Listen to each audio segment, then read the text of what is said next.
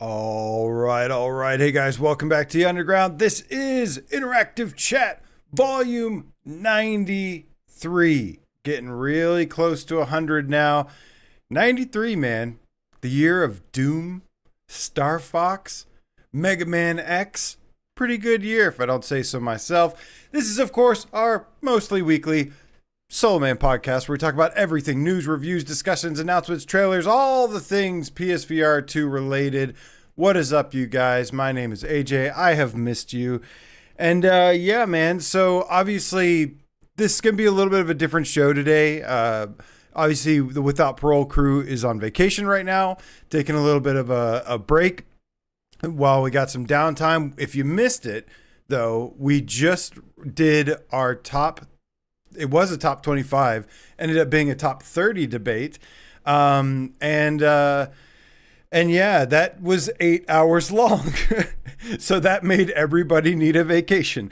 Actually, no, it was a lot of fun, and I'm super proud of the list. I've already done my voiceovers and sent them to Brian, did all my stuff, and now just waiting on the rest of the crew to get back, and then we'll have that video out for you guys very, very soon. So stay tuned. The top 30 list is coming very soon. But this is Interactive Chat, where I like to interact with you guys and say, what is up to Blue Jew, the Underground Game Cat Elite Name Squad in the house? Hello. Chrome to the Dome Colossus. You say? What are you humming about? Snacks be munching Game Cat. Oi, oi, oi. Good to see you. Carl Parker says the Underground. PSVR. Underground. Justin Campbell, ahoy matey. Lots of pirates and Aussies in the chat today. I love it. Quill the Game Cat, hello, says Hexen and Heretic just surprise launched. VR version needed. Yes, I'm hoping those are Unreal Engine. That would be really cool. I didn't play a lot of Hexen. I never really got into Hexen.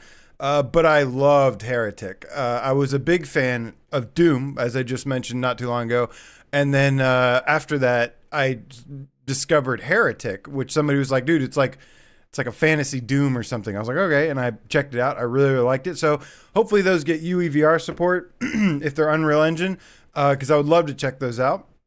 Chrome Colossus says, listening from Dreams. Hell yeah, man. What is up? I love Dreams.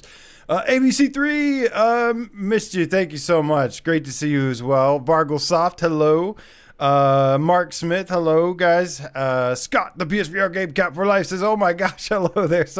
What is up, man? And finally, Emily Baxter, the hashtag Cartoony Witch Game Kitten, says, as long as you play Dread Halls, there is no drought. All right, so here's the thing, guys. The summer drought, I think, is officially here. We've been anticipating it. It happens every year where there's just, after all, summertime kind of has like a big send off there's usually lots of trailers, announcements. We've had a couple showcases. There's even another showcase coming up. But then the release of games actually start to slow down dramatically. This happens every year with VR. Cue the doom and gloom. VR is dead, people. Where are you guys at? You guys are awfully quiet this time. Where are you? I don't hear you. Are you? I'm sorry. But no, honestly, there's been a lot more releases this year into summer than usual, which I was pretty happy about. We had some really good games going and launching over the summer, which usually doesn't happen. So it's been pretty busy. And last year I bought the PC so that when this summer drought came, because last year I was miserable, that I would have something to play, some content to make for you guys, things like that. So with that being said, man, right now, do expect things to slow down a little bit, be a little bit quieter. This is normal. But man, oh man, don't sleep on what's going on behind the scenes for 1 second, because if you take a look, we've got Thief, Reach, V-Racer Hoverbike, and lots of really, really good games that are scheduled for this year. Some stuff from Flat to VR Studios. There's some awesome big stuff. I mean, we haven't had like built for VR AAA games in quite some time. Now we have two. Which brings us to 3 AAA games coming this year with Hitman. Of course, one's a hybrid, so it's obviously much bigger budget and everything. But for VR studios, these are basically this Studio Elevation's AAA project, and then Thief is probably, close to AAA. They're at least gonna feel like AA games, at least, I believe. So there is some awesome stuff going on, but we're gonna have to be a little patient. In the meantime, wait for the fall season to come, things to cool down.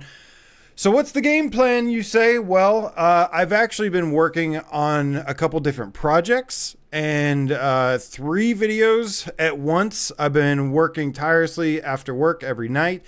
So I'm going to hopefully get those done over the weekend and have some cool videos for you guys to enjoy. Brian's already spoiled 2 of them, I think. One's a top upcoming games list, just a new updated list because the last one is most of those games have come out. And the new list is not going to contain stuff like, it's going to mention them, but it's not going to actually have Aces of Thunder or like, Wanderer being finished, things like that. It's going to maybe have them as an honorable mention or just mention them, but they're not going to actually be on the list. This is brand new games that are coming, that have been announced 2025, coming in hot. You can expect Reach and Thief to be there, and V-Racer Hoverbike, and a couple others. Maybe some will surprise you. Who knows? But yeah, there's some awesome stuff coming down the pipeline. Also, if it gets really, really slow, then it is going to be time to bust out the PC with some UEVR.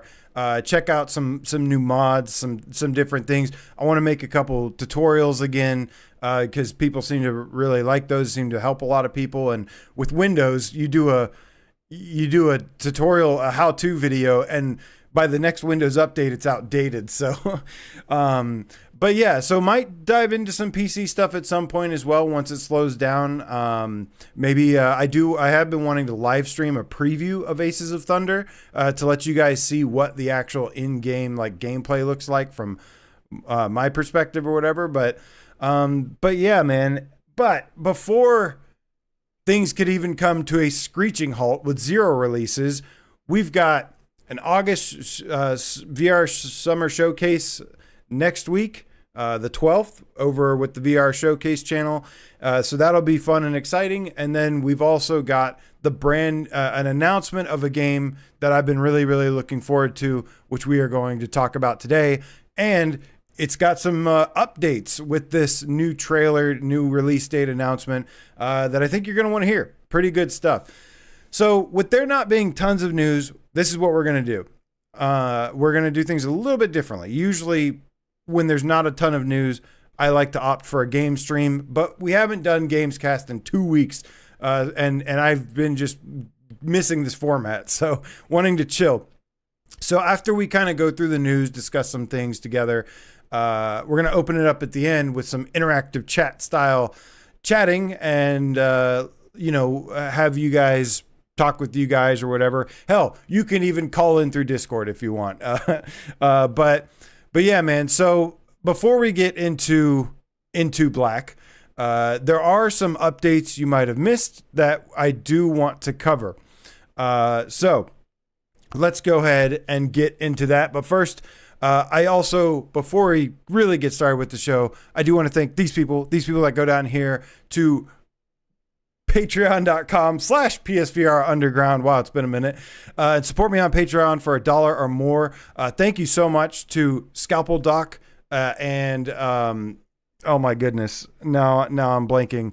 And Jason, who both let me know that there was a glitch with my thing and I had to fix it and everything. But I appreciate you guys' patience and support and everything, man. You guys are the absolute best. And then everyone, of course, you watching here now, all of you in the chat, Aceville in the house tonight. Ooh, we've got Royalty. Oopie, hello. So good to see you. Bringing the heat, bringing the energy. Imzadi, good morning. Hello, Steve, IRE. So good to see all of you, man. I definitely have missed you. Old Darth Chill Robots says, I just snagged some VR stuff on sale, so still have stuff to look forward to. Yeah, that's true too. That's been the one plus side of all this is like I've been able to kind of go back to the backlog and work on some things. Really, what wore me out though was before the top 30 debate. I went through as many games as I could and played maybe anywhere from 30 minutes to like an hour of like every single game I could that was a contender or consideration. And that was hard, man. It is, you would never believe how hard it is sometimes to every single week, like play a bunch of video games. It's harder than it sounds. It's fun, but it's also exhausting and hard to find the time. So, but that was super cool, man. Revisiting stuff like Song in the Smoke. Oh, that jumped right back up on the list. Hellsweeper. There was some really, really fun games to revisit. Song in the Smoke is so awesome. But so within the last 2 weeks, though, there have been a couple of updates to some games. What up, I made things. Starting with Poopla, Puzzling Places, you guys. Now, this is a game that's interesting because, anyways, let me tell you what's happened first. The developers of Puzzling Places have actually upgraded the engine to Unreal Engine 5 and added dynamic foveated rendering. Now, what you're seeing here is pre-update. This is not with the update yet, but as soon as you see the screen wipe, that will be the updated graphics, which it should any second now. But just wanted to let you get a kind of look. Now, obviously, you're never going to be able to tell really, but boom, there you go. There's the difference now. And even though the flat screen doesn't really do it justice, you can, even from the social screen, see the difference in sharpness. And what it really did by making it so much sharper, the photogrammetry is a lot more detailed, and it just really makes a lot of the details pop and look a little bit more 3D. And of course, I was looking at things like the little fishies swimming around. I love these new dynamic puzzles, by the way, in Puzzling Places, where they like have stuff that actually moves now. Before it was kind of just ambient sound effects. Now there's actual stuff that moves, and it's super cool when you're making a puzzle that's actually moving around like the little fish. That is awesome. But yeah, you could probably see it when it switched. You could see how it was like maybe a little fuzzy, just a little fuzzy, I would call it before. And now it's like really, really sharp. And let me tell you guys, the Quill the Game Cat says Puzzling Places is so good. One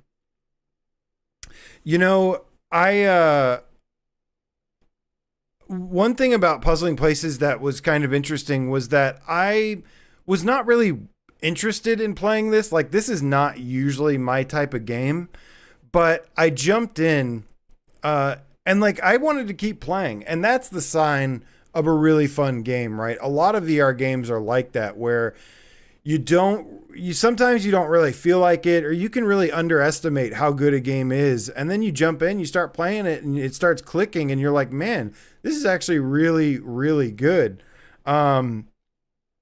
But yeah, super interesting. I was having a lot of fun checking this out. I'm giving you here a really up close look at the at the new updated version now, and then it should. There we go. Now it went back to the old one, and you can just see the difference. Like, the colors look a little bit more dull. It's not as sharp and detailed. Look at all the airplane detail that's like missing now. It actually made a pretty big difference for this game. So eye track foveated rendering, man, continues to be one of the best VR features out there, I think, in my opinion, along with the headset haptics, of course, or headset rumble, haptics, adaptive triggers. These are just really awesome things that help increase the immersion and make a really big difference in the quality. But super cool stuff, man. So shout out to Puzzling Places for getting this update. Boom, look at that. Look at the color difference and the sharpness and like the airplane, all the details. That's pretty impressive, man. So super cool stuff. Shout out Poopla, as we usually call it. But yeah, this one surprised me. I was like, I've always liked puzzling places, but it's not my type of thing. I don't like jigsaw puzzles in real life. I don't really like most puzzles, period. So, this was cool. This was cool to jump in and check out. So if you have puzzling places, I highly recommend run the update and go check it out, man. This is definitely worth a good reason to jump back into and check it out and give them some love. Let's see here. Before we move on to the next thing, though, I want to just check the comments real quick and make sure I get you guys in here. I see my mom in the chat. Hi, Mom. I miss you. I love you. Good to see you. I'm sorry you're having to talk to me here versus me calling you. I should call you more. I apologize. I'll call you tonight or this weekend. Love you, Mom. But anyways, Niles Ryan, my metal feline friend, says, I don't know if I play it a bunch and I didn't notice that much of a difference. So I was fortunate enough, Niles Ryan, to play this back to back, like literally back to back. And so I was able to see the difference. It's mostly just sharper or whatever. And it's mostly just sharper, but it makes just the textures and everything pop so much more. So that's pretty cool. Random Toxie, the dice rolling meeple movie game cat. Hello. Also, everybody saying hi to my mom. Imzadi, I made things Aceville. They all say hi, Mom. Thank y'all. Y'all are so sweet. But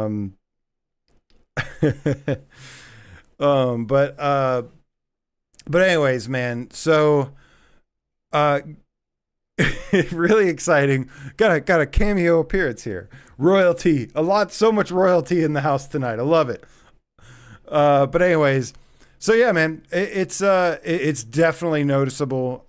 Maybe if you haven't played in a while, you're not going to see a huge difference because it looked good anyways, but it's definitely a noticeable difference, mainly in the textures and the way they pop and everything. And if you missed it, make sure you just go back, rewind the footage. You can see it even on the flat screen, footage.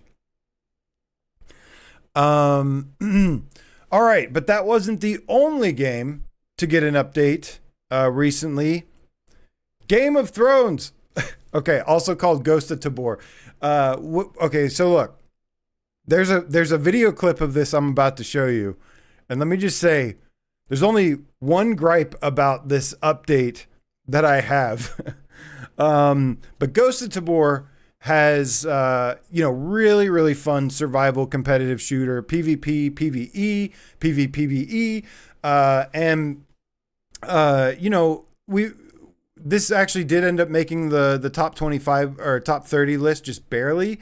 I think it was at like number 28 or something, bottom of the list. Basically arrived on the list because of just the fun factor, man. But anyways, so Ghost of Tabor they redid the island of Tabor, which is like the main starting map that you have on there.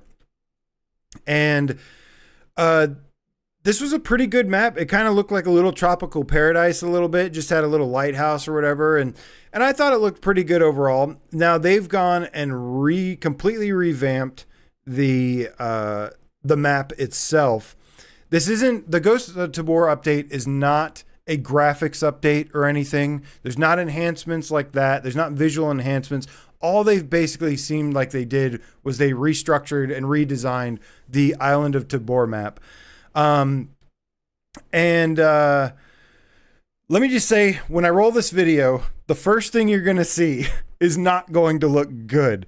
And that is the water. I have one gripe about this update, and that is this might be the worst water I think I have ever seen in a game. And look, like, water is something that is not a big deal, but I always really care about. It's like dating back the last 20 years.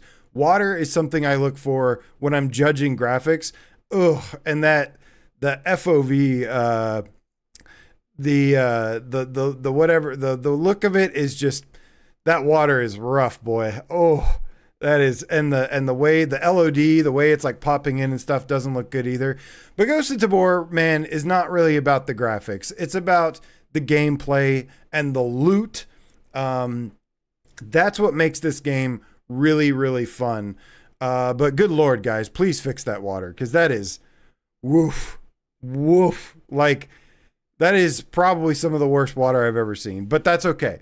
The game is super fun itself here, except for when this happens where I can't reach over a thing. This is why this game made the list, but it made the bottom of the list, because this shit's annoying right here. This is like my other little pet peeve with the game is trying to like open stuff and reach over stuff. It is hard. It does not work well. It does not feel good. It feels terrible, but it's minor things here and there that really hold this game back from its true potential. But understand, it is a small team, and it's a big game for such a small team. Like, it is a massive, not a massive game, but it's a very, very big game, which is nice. But here I am just kind of exploring, having some fun, going around. And it was actually really fun to jump back into this as well. And I'll tell you what I love about this game most is the loot, man. There is just endless loot in this game that is absolutely awesome. The weapons feel really good. The weapons feel excellent. And for the most part, I don't know, that grabbing that handle of that shotgun did not feel great. But the gameplay overall is super fun. But anyways, guys, so I just wanted to bring up this update because it's not a graphics update or anything like that. It's not a visual enhancement. It's just the island being restructured. And honestly, it all felt completely new. Like, I had no idea where I was. I'm not, I don't have these maps memorized to begin with. But now I'm like even more lost. So I was just kind of wandering around, having some fun, and it was pretty cool. What it seems like, so from my perspective though, like, I kind of liked the old design of the map, but I feel like this one, once I spend more time with it, it's going to be better in the long run. I'm sure it's got to be better in many, many ways. It's just very different right now. And it does feel a little bit more like open, but I kind of liked the green of the old map. Like, it looked very, like I said, it looked kind of like a paradise island. And I liked that about it. So I am going to miss that aspect of it, but this has a little bit more of a realistic look to it, like a little bit more realistic lighting, kind of like at the evening or whatever. Oh, I'm about to blast this dude in the face. Watch. Bam. Oh, right in the kisser. That was a good one. But dude, Ghost of Tabor, man, like I said, it's just super fun, and I do recommend it for its fun factor. It's got jank. It's got, some things that are annoying about it, but you get used to them, and the loot is just insane, and going and collecting all the loot and upgrades and all this stuff is a lot of fun. Like, I entered this map with nothing, with literally nothing, and now I'm like armed to the gills with a bunch of stuff. So yeah, now Ryan says the map is huge, like massive. It seemed like it was pretty darn big. I don't know if it's bigger than what it was before, but it's pretty cool. Let's see here. Yeah, I hope they update the water. I don't know what it is. Is this? I don't think this game's on Quest as well. No, it is on Quest. Maybe that's why, games kind of tend to suffer a little bit having to be designed for Quest first. It's unfortunate, but that's just where we are today, unfortunately. But overall, I would still recommend this game. It's fun. Oh, it's Niles Ryan says it's twice the size of what it used to be. Damn. Imzadi says, why does realistic lighting have to be gray, boring skies? Boo. Yeah, I like it. I mean, for a shooter, it's fine. It's funny that you mentioned that though, because I was thinking like well, no, you didn't say that. Okay, never mind. It did remind me of not like visually, but just the lighting. It did and the color dimness reminded me a little bit of that like autumn area, the expanded like Oblivion style area in Skyrim DLC. Just a little bit darker, but yeah, I usually like bright and colorful and things like that, tropical. But for a shooter, it's like it's fine. It makes more sense that something like this would be happening here versus like some tropical resort like you would find in like Hitman or something. Random Toxie says, ding, level 58.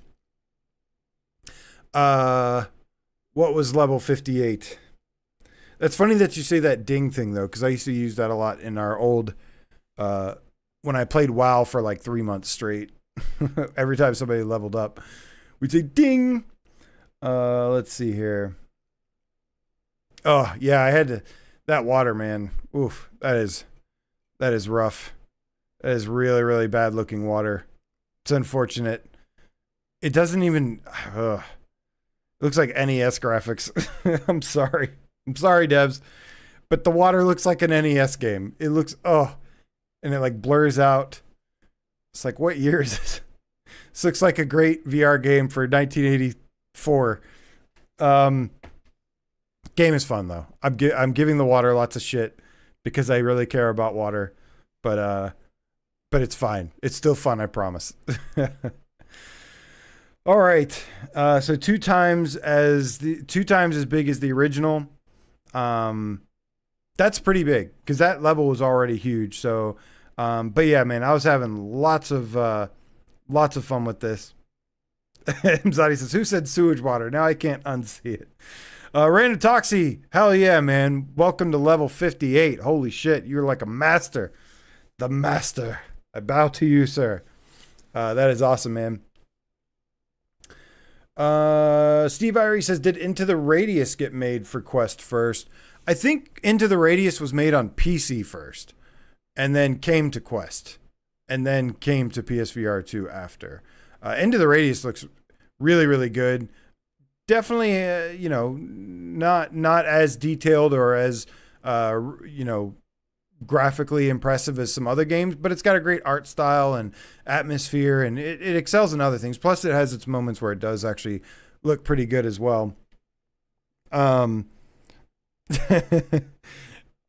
right, enough dogging on the water in Ghost of Tabor. That's the only knock I have on this update. I do hope to see like better visual enhancements one day for it, but it's fine. I don't know if we're gonna get that. I'm sure it's come a long way from where it used to be. The water is a QR code. Okay. Yeah, take a picture of the water and see if an app comes up on your phone. Oh my gosh, we are railing on this water so hard. I feel so bad because it was really not intended to be a focus, but I was going to mention it. But yeah, it's too funny. Ghosts of Flint, Michigan. Oh, I'm not going swimming in Flint, Michigan. Do not drink the water. Yes. Get your phones out. Scan it for the QR code. It takes you right to PSVR Underground store. Who'd have thunk it? Anyways, guys. All right. So, Ghost of Tabor. Good job. Fix the water, please. Next up, that's about it. Mostly, there was a Synth Riders update that dropped today. They put Infected Mushroom, which is pretty crazy. Which I always confuse with Mushroom Head. So I get those confused. I think when they said Infected Mushroom, I was actually thinking Mushroom Head, and I was like, oh, it's like cool 90s techno stuff. But I don't know. Infected Mushroom might also be 90s techno stuff. I don't know. Called Loves says, sorry I'm late, AJ, but I was doing the Lord's work, cussing out top COD streamers who think they can play Battlefield. You keep doing the Lord's work, son. You're a mighty fine job. Battlefield 6, something beta dropped today. I haven't played Battlefield in a long time, but I played the original 1942 because I'm old, and And the last one that I really got into was like 4, 3 and 4. I thought were awesome. I loved the destructibility. Man, I would kill for a Battlefield in VR. That would be awesome. The closest thing we have is Pavlov, which has that World War II mode with like tanks and stuff. Obviously smaller scale, but pretty fun regardless. I loved operating the tank with VRAF controls. That was super fun. I don't think I never played Battlefield 1. That's kind of where I stopped. And I only stopped because of like VR. Let's see here. I made things as I'll give this the Hellsweeper treatment. Well, I think it's done. Unlike when Hellsweeper launched, but by the way, I did reach out to Hellsweeper devs. Been talking with a lot of them, with them a lot lately, and sent them all the stuff we've been talking about with their game lately. Just saying, I told the Hellsweeper devs, I just said thanks for not giving up on us, man, because they really could have. Even once they got the game up to speed, they could have dropped it there, and they've done like 3 massive updates since then that really improved the game, added a lot of depth to the game, and so I told them thank you for not giving up on us when they could have, but they actually said no, it was us that didn't give up on them, and said that the community was like, despite their launch, that the community was like really supportive and continues to be really supportive. So good job, you guys, man. Listen, we're going to get into maybe some deeper conversation stuff with the interactive chat section of this. But I did want to shout out Hellsweeper because somebody mentioned it, and it's awesome. Nice. You did get Hellsweeper. Awesome. Hey, AJ, Liza P is the free game for PlayStation Plus. Now you can play it. Okay. I will. Wait, that's a flat game. I see what you're trying to do. I've heard it's good though. I've heard I get stuff confused all the time because I don't play flat games anymore. Unfortunately, hoping one day I can get back into them, but really I'm struggling right now to get into them for more than I can play them for like an hour or two and enjoy them. But after that, I'm just like done. Like VR is just what really gives me like that like awe-inspiring feeling, that sensation. My dopamine hits. Heck yeah. Let's see here. Oh yeah, Liza P might be like a rogue. I'm not even going to talk about it because I have no idea. But thanks for letting me know, Imzadi. All right, guys. So before we get into the just free form chat here, like I said, kicking off the show, the summer drought is unfortunately upon us, which means there's going to be very, very few releases. But luckily, we got word today that one of our more anticipated titles is coming August 28th. And that is, of course... Oh, wait. Let me make sure the audio's not on this. Okay, good. And that is, of course, the sci-fi up to 4-player. Where the hell's the trailer? There it is. Into Black.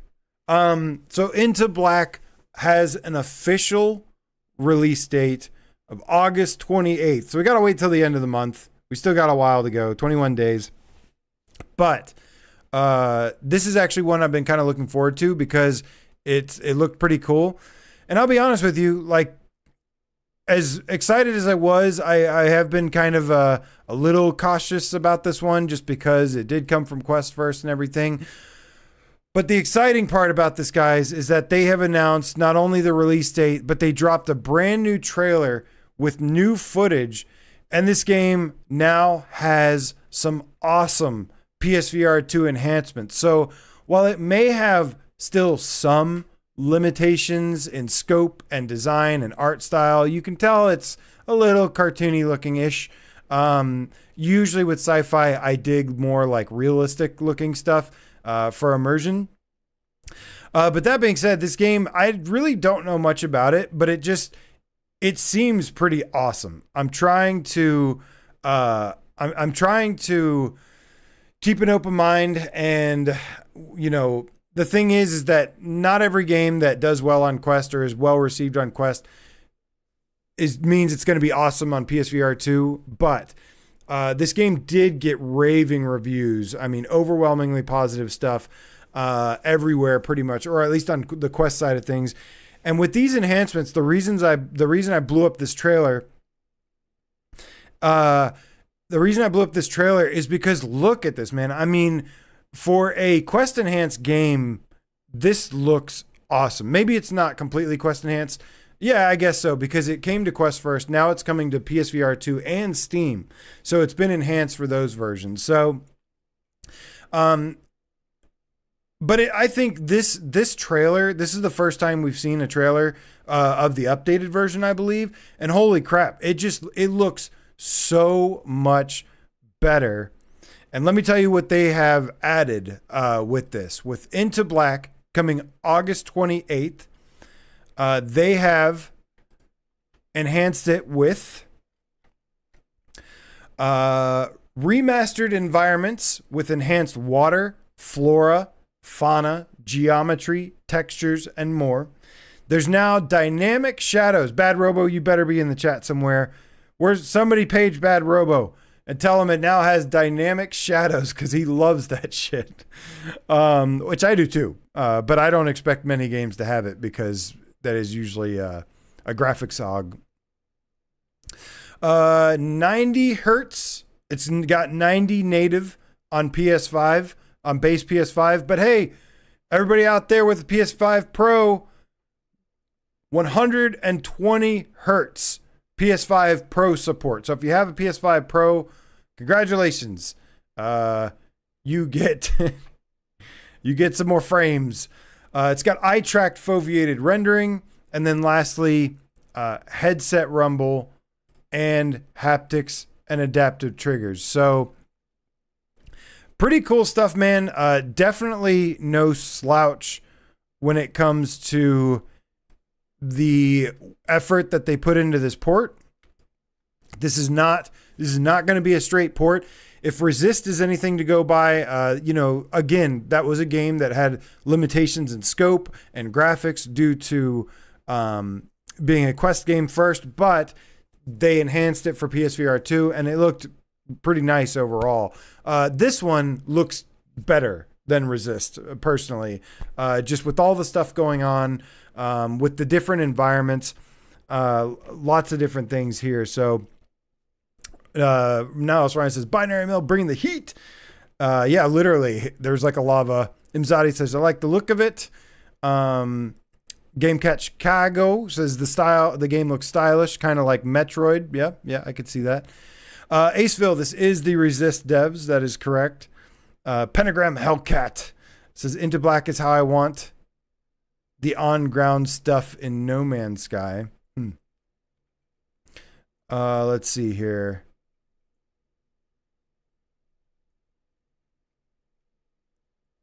Okay. But there's more, guys. Let's take a look at what the PlayStation Store has to say. So I've been going into this game mostly blind. I've looked at a little bit. I know visually, even though, like I said, even though I like more of a realistic look than a somewhat cel-shaded kind of look or whatever, it looks good overall.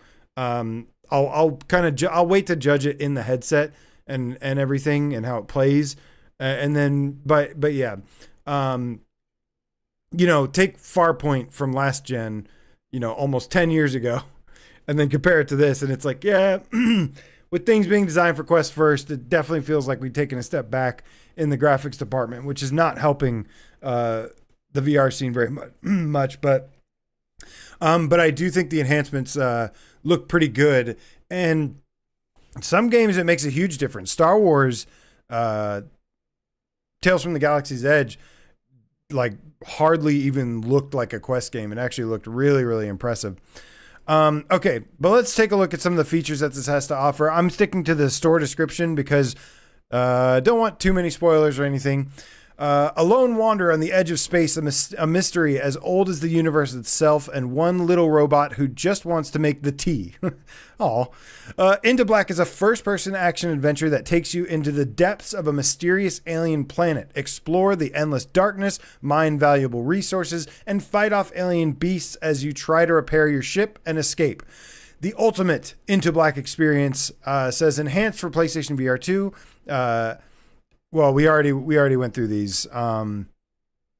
Basically, remastered environments, enhanced lighting, dynamic real-time lighting, eye-track foveated rendering, advanced haptics and adaptive triggers. Okay, here are the core game features here. Single or co-op action. Play the entire campaign with up to 3 friends, so it's 4-player, or just jump in for an epic solo adventure. Fight to survive. Let's see. Deadly alien creatures lurk in the darkness. To survive, you'll have to master an array of powerful weapons. Fully voice-acted campaign. 20 plus levels across multiple unique biomes, including magma chambers, sunken caves, labyrinth tunnels, alien nests, and more. Gather resources and upgrade tools. They've got mining, scavenge, and loot as you gather the resources you need to upgrade your character and repair your ship. Okay, I am a big fan of loot, so I love loot. It is, I think, one of the best kind of, progression systems you can put in a game. And then lastly, singularity PvPvE mode. It says face off against up to 11 other players in this online competitive mode. Forge uneasy alliances as you navigate an ever-shrinking maze. Gather as much loot as you can, but get too greedy and you may not make it out at all. So those are the core features. You said who did the voice? I don't know if it actually... Follow Deep Space Scavenger Ben Mitchell and his hapless assistant droid as they are drawn into a mystery at the heart of the universe. I don't think it's a known voice actor, but it just has voice acting. Hopefully it's good quality because, listen, VR games really need to use voice acting over text, absolutely, for keeping that immersion. But sometimes some of these games have really bad voice acting. What was the game? I don't even want to put it on blast. There was some game I jumped into the other day and it sounded like the voice acting was recorded in like a garage with the garage door open during a storm. And I was like, this is bad. This is bad quality. And like, it doesn't matter how good the voice acting is. The quality was so bad. So, note to devs, don't record your voiceovers in a trash can, please. Thank you, Mzadi. You have a wonderful day. But yeah, man. So August 28th, single player adventure, 4-player co-op, up to a singularity mode with PvPvE. And that is pretty awesome. But the good news doesn't just stop there, guys. So, a lot of us know the Binary Mill from their early PSVR 1 days, and a lot of the stuff we loved. One of their, probably our collectively favorite game from them. Of course, we love Gun Club. Some of us had some fun with Motorsport, but it was, a little lacking in the fun and addicting department. It looked nice. It played okay. But it just didn't have that like addictive loop to it. But there was one game that was an absolute blast, and that was Rush VR, the wingsuit racing game. Now, saw something interesting. Just want to make a side note on this. We know how we talk about how important it is that we support developers. With everything going on in the industry right now, guys, the industry's in a bad place. It might get worse. The best thing we can do is support these developers individually as they release games. And I hear every single time a Binary Mill game is mentioned. Hold on. Sorry. Every single time a Binary Mill game is mentioned, there's one game that comes up every single time. Rush VR, the wingsuit racing game. Well, I saw something on Reddit earlier where they posted their trailer here that I thought was interesting. Just a little nugget of hope for you guys. And if this game turns out really awesome, which seems like a lot of you are sold already, obviously you should always wait for reviews, but it does look promising. I think there's a good chance we will see Rush VR if we continue to be vocal, continue to, support the binary mill, keep them going. They definitely need it and they definitely deserve it. But I saw them respond to a comment earlier, asking about Rush VR, or just saying like, I hope to see, Rush VR come. And they responded with stay tuned, wink. So just thought that was interesting. It's going to be really important that if this game turns out well, that we support it and we are vocal about it and we share it with our friends, share it with people online, because we're all that VR and PSVR2 has right now, guys. That's it.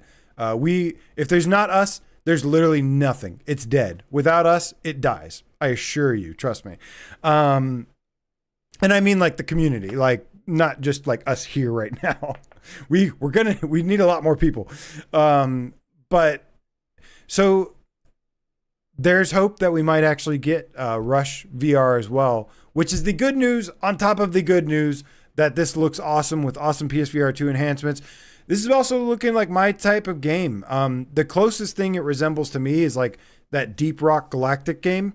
It looks kind of like that, I would say. And a lot of people that played that with UEVR actually said that was really good too. Yeah, I'm with you there, Random Toxie. You don't say stay tuned and wink unless there's something cooking for sure. I think there's a good chance, but don't let off the gas is all I'm saying. You know what I mean? Don't take anything for granted because nothing should be taken for granted these days. Let's see here. Okay, what up, Virtual Resistance? Maybe, yeah, like I said, once it slows down enough, I will. But that is it for like the updates and the news, you guys. Really, really good stuff. Going to be fun, and I don't know what else is going to happen this month. Next week, like I said, this is the summer drought. I would officially declare this the summer drought. But this is a great time to hit up your backlogs, to hit up games on sale. I have to play most games every single week, every single month to review them when they launch. So like my backlog, I have a bit of a backlog, but it wasn't that much. I got most of it caught up pretty quickly, actually. A lot quicker than I thought, actually. Still got some stuff like Ghost Tabor I want to play some more of, and obviously still playing Hellsweeper and having fun with that, and some other games. I want to finish Song in the Smoke on my Jake run, which is the hardest difficulty mode there is. I'm like a quarter of the way through it. There is some awesome stuff, but just keep in mind during this summer drought, man, it may be a little quiet here and there, but stuff's, just as soon as fall hits, stuff is going to go 100 miles an hour. And then we're going to have stuff coming in hot like Reach and Thief and V-Racer Hoverbike. Oh, I can't wait for that. And then, dude, stuff like Wander could get, updated. I think Wander's not going to hit its initial, schedule. It's already been delayed a few times. The roadmap, but I do think it's going to be like that. That's a good kind of like window. So that could get updated as well. Like Virtual Resistance says, Aces of Thunder. Yes, definitely. I made things. Okay, so now all I'm saying is that it's going to be a quiet time, but I've got some videos I'm working on that'll hopefully give you guys some top lists for you guys to look forward to. One, I don't want to spoil. One, I definitely don't want to spoil. I've got some surprises for you guys. So just want to also let you know that if it seems like I'm not around or I'm not being active, just know that's because I am writing scripts and I'm editing stuff, doing voiceovers. That takes a lot of time. And, I've had to warn you about this before. When that happens, it may seem like I'm just like not doing anything, but I'm actually working till I'm exhausted. But I've got some really awesome surprise videos for you guys. Like I said, One is probably going to be upcoming games list. You already know about that one. Brian already told you the other one, which is the hidden gems list. I've got a super awesome hidden gems list that's coming. I've got one other one that's in the works, and that should be a fun one as well that I think you're going to like.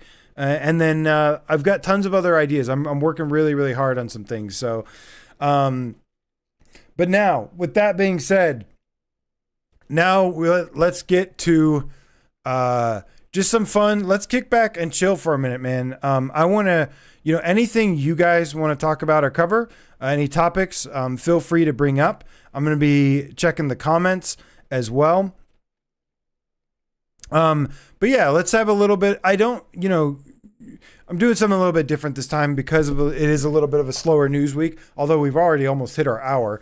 But we got about 10 minutes. Maybe we'll extend the time if we need, to open it up for some questions. Any topics you guys want to discuss or anything, anything, just mention anything. So let's see here. Yes, Aces of Thunder is coming. Let's see. About 1,400 in the game backlog for Scott. I made things, says I played Hitman, but I suck. Have to work on that. See you soon. Yeah, Hitman does have a little bit of a learning curve, but it's super fun and replayable. The best advice I can give you for Hitman, follow the story missions that activate. Follow those. Those will help you as a guide. Those create some really cool scenarios and things and kind of guide you a little bit. And also save a lot in the level before get to a good point. And then before you risk something that, is either going to scatter everybody or alert people, save and then do it. Those are the two best tips I could probably give you, for Hitman, but dude, Hitman, wow. So good. That is another one I want to play more of. Last time I jumped into Hitman, I had the most amazing experience where it was in the Paris level. I'm not going to, I don't want to give away too many spoilers for those who haven't, but let's just say there's a fireworks show that also resulted in helping me take out both targets, and it was mind-blowingly cool. It was awesome. Let's see here. But yeah, Hitman, probably the best game of the year so far. Yeah, no, Hitman's definitely. Arcane Age is up there too. And there's been a couple other really big hitters as well that have been nice. Salvador says Twisted Metal getting good. Oh, yes it is, Sal. Yes it is, buddy. It sure is. Oh man, yeah. So Twisted Metal Season 2, I got to talk about this for just a minute, because Twisted Metal's literally one of my favorite series of all time. I am a hardcore, huge Twisted Metal fan. I've beaten 1, 2, 3, 4, Black, and Twisted Metal PS3. I also used to put these sumbitches in my CD player and listen to them. It also worked with Jet Moto too. Shout out to Single Track. Old school names, deep cut names in the house. Single Track, who developed Twisted Metal, and I think it was also Incognito, I want to say, that made like Twisted Metal Black. Oh, I almost forgot Black. Yeah, Twisted Metal Black also beat that. I beat these like back in the day too, not with like emulators and cheats and stuff. I wouldn't be surprised if I used some cheats to get through some of it, but I know I've cleared them as much as I could without using any cheats. But I still remember the thing. R2, L1, R2, up, down, left, right, left, down, up. That's how hardcore of a Twisted Metal fan I am. I still have the cheat codes burned in my brain. That's almost like the GTA 3 cheat codes, which was like R1, R2, L1, R2, left, down, right, up, down, left, right, or something. Up, I don't remember. Up, left, down, right, something like that. I almost remember that. I love GTA 3, but I was not as big of a fan as I was Twisted Metal. Although that game, Grand Theft Auto 3 was like revolutionary at the time. But dude, the Twisted Metal Season 2, off to an iffy start, I would say. I wasn't feeling the whole Dollface group squad or whatever. Like, they're just, they're too cringy for me. Too cringy. Too cringy, too OP, things like that I don't, always like. But they're not like the word, like some of the characters I like even like the new one, like Mayhem, like they're okay. They're kind of goofy or silly or whatever. First two episodes, I was like, like it's trying to get there, but it's not there yet. Third episode and the last, and especially the two new episodes that dropped today. Dude, the episodes that dropped today were awesome. Lots of fun, great action. The fact that they're actually, this is one of the things that I've always thought about Twisted Metal, is that I've always thought the stories and the characters were really underappreciated, not by like consumers, but I think overlooked by like even David Jaffe himself. I've mentioned this before. It makes me want to strangle this cup when David Jaffe like kind of downplays the importance of the characters. Or I wish I could like really get into his brain about that, because I'm like, dude, yes, like the gameplay was of course fantastic, but the story and characters are like what really made it super memorable. And it had these like, even though they had these disgusting twisted characters, just like they were just awful people or whatever, it was also cool how they kind of made them likable in some way, like made you like them or root for them or whatever, or have like a funny twist or whatever. I think what the show is doing at this point is working pretty well for me, especially the episodes that dropped today, which I want to go watch again. Because I was only like able to halfway pay attention to them. But dude, Axel, Mr. Grimm, some of the other characters, some of the deep cut stuff in there was pretty cool. The action is so good though. They had a sequence in the show today where that had some Rob Zombie playing, and I was like, yes, like that. I will admit that part, I was like, okay, that bombed me with nostalgia. I was like, oh my god, like I don't even think I wouldn't have known who. I did know White Zombie, but I didn't really know Rob Zombie or listen to him and Marilyn Manson until Twisted Metal, because you could pop those. Any of the old school people know you could pop Twisted Metal 3, maybe 2. I think you could pop 2 in there as well in the CD player, and it would play the soundtracks or whatever. That was a cool little random feature that really helped me on a family Florida trip when I was like 6 or 7 or however old I was. I don't remember. Maybe I was like 10 or 11. I don't know. But dude, I love Twisted Metal. And I love that this show exists. It's kind of sad that the best thing Twisted Metal has going for it right now is a show. But I'll take it over nothing. I think Samoa Joe and is it Will Arnett? The guy's voice. He's got that very iconic voice. I think that whoever thought of that combo needs a raise. Samoa Joe. Like him being a wrestling background, having that like, the physical comedy or physical presence, really, really helps. And like Will Arnett's voice is just badass. But holy shit. I love Sweet Tooth. He was a little weak in the first 2 episodes, gets a little better here. I loved him with his cape, just being goofy. The show is like super goofy, super silly. Most of the time, for all of season 1, the jokes and the silliness, that worked for me. For the first 2 episodes, I wasn't crazy about them, but we'll see what happens when I go back, watch them again. Or now it's at least getting better, which is nice.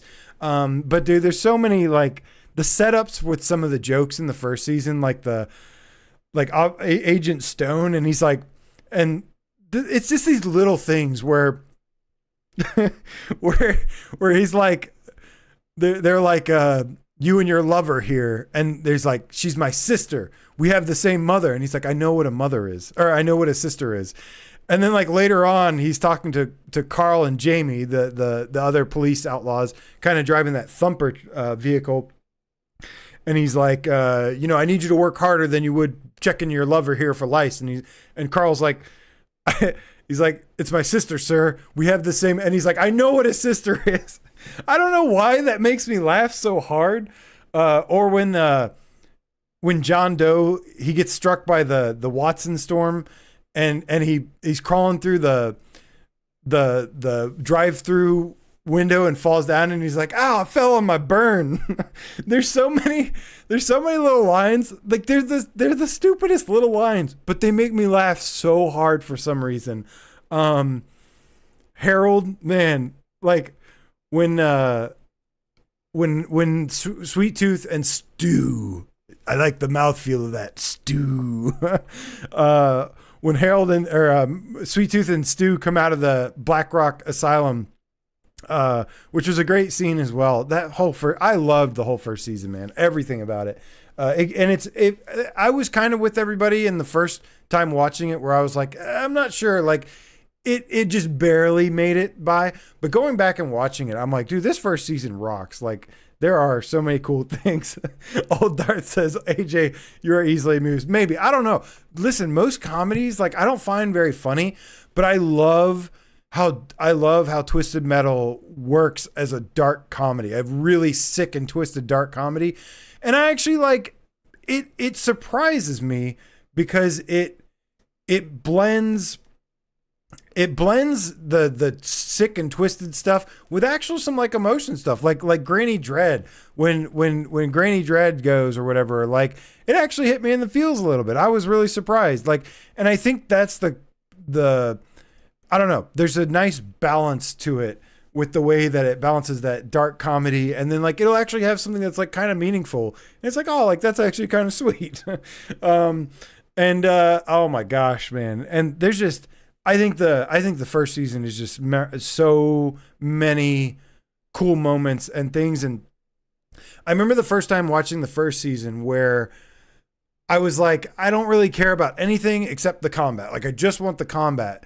But I did appreciate a little bit, like some of the story. I just thought they went a little too much with it. Like the drive-through place where John and Quiet are in the drive-through section. Like I was like, the first time watching that, I was like, I don't care about this. This was boring.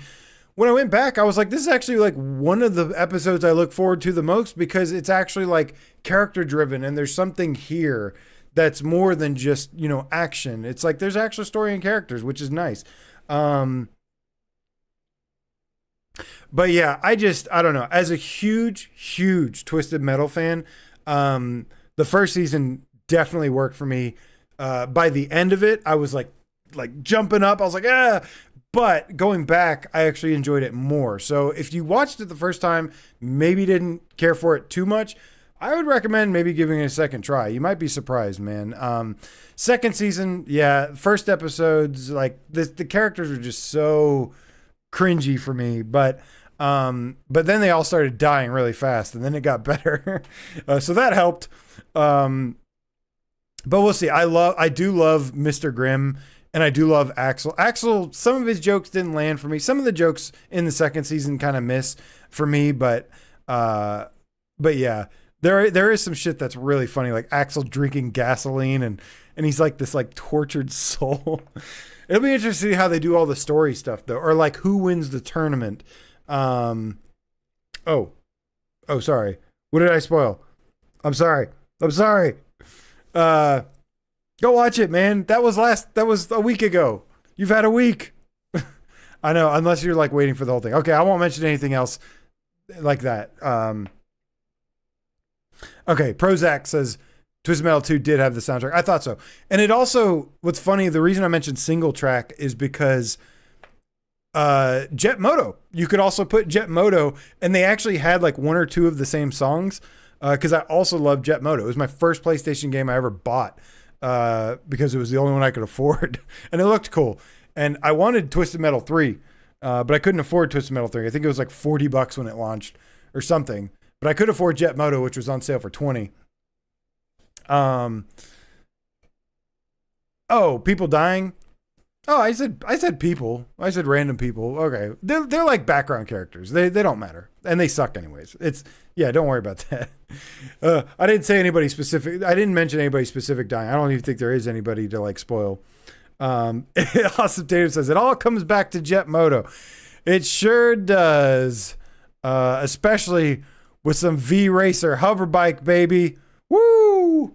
Guys, I'm so excited for V-Racer hover bike. Like, I don't know if that's going to be number one on my most upcoming anticipated list. But I'll tell you what, it kind of is. I don't know. The only reason it's definitely like probably top 3 for me in terms of what I'm most excited about coming 2025 for PSVR2. Dude, yeah, you have no idea how hard it's been to like hold off playing V-Racer hover bike on Steam or on Quest. Like, it's so hard. I really don't want to ruin it and play it all in there. And then by the time it gets to us, like, don't get to play it all because I want to play the shit out of that game. But we'll see. I know Impact's going to do a good job with that. So we are in good hands with that game. I'm so excited about that, man.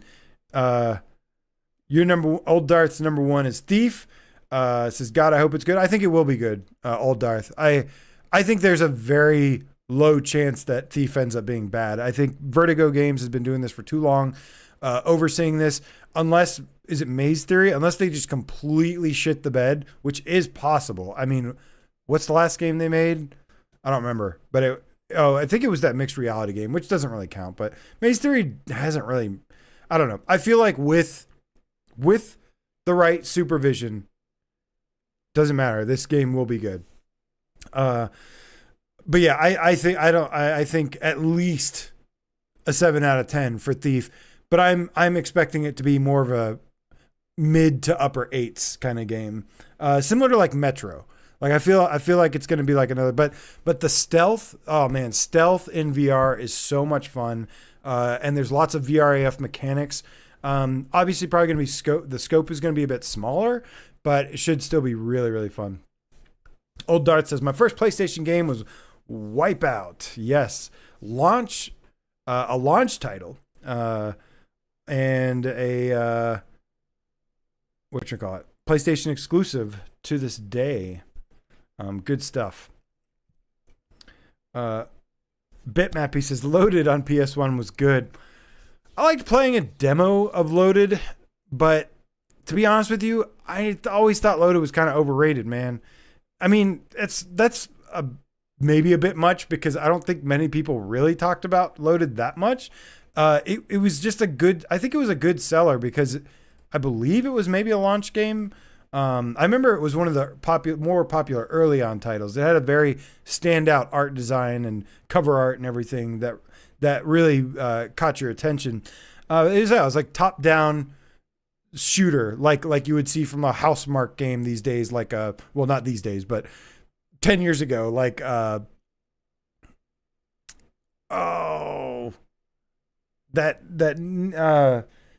that Housemarque game that's top down shooter that's like neon and Nex Machina or Nex Machina. I don't know why it's Machina. It's like, is that Spanish for machine? A female machine? La Machina. I'm pretty sure it's El Machino, bro. Mark Smith says, I only had Reloaded. Yeah, that was the sequel. Oh yeah, I went back and bought. I love how this is turning into a PS1 discussion. PS1 is still probably to this day, aside from VR, if you take out VR, PS1 is like my all-time favorite console ever. I liked it more than PS2, PS3, PS4, PS5. I cannot be, I don't think anything can ever beat PS1 for me. It was really like a golden era of gaming. Basically the opposite of what we have today, which I didn't want to get into this subject, but so I'm just going to skim by this, but I will mention this in passing, just like, the state of the industry, man. I'm not going to lie. I want to be honest with you guys always. I am a little bit worried about the state of the industry right now, and not just because, I don't know, 40,000 people got laid off and it basically got cut. basically corporate executives have come in and really screwed up the gaming scene. It was once driven by, creative minds and people that cared. I think the second Jim Ryan and Herman Hulst stepped into power, I think is the second we became in trouble. I don't think there's I think looking, hindsight's always 2020. But that's something we were worried about, but we were hopeful that it would be handled okay. But I think now where we are today and where we're seeing what's going on, and it's not just them. It's not just like Herman Hulst and Jim Ryan or whatever. It's not all on them. There's been the stuff like what Microsoft is doing. I mean, you look at what Microsoft is doing. Basically, there's leaked email documents about this, about them saying like they can just buy out all the publishers and basically ruin Sony by buying out all the publishers. And that's basically what they've done. They own everything now.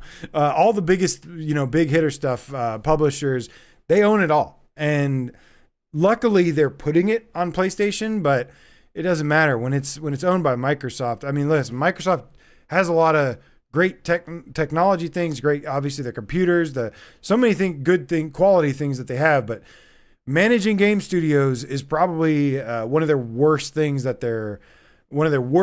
their resume. From what they did to their own IPs, now they've bought everyone else, and now they're, what they're doing with others.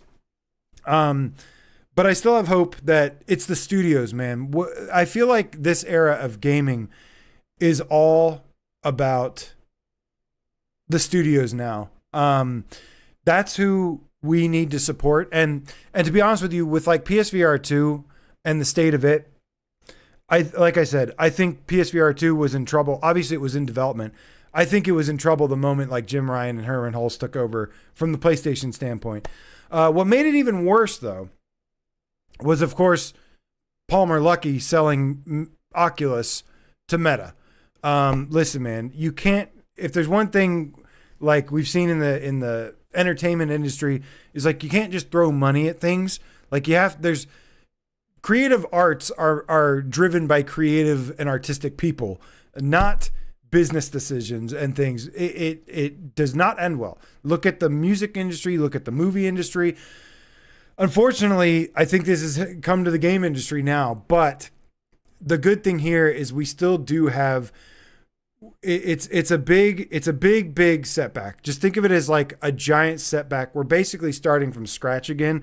But here's the thing, guys, like what the best thing we have right now is our community and encouraging others to be vocal, be supportive of those games that you care about. That's why I don't get mad when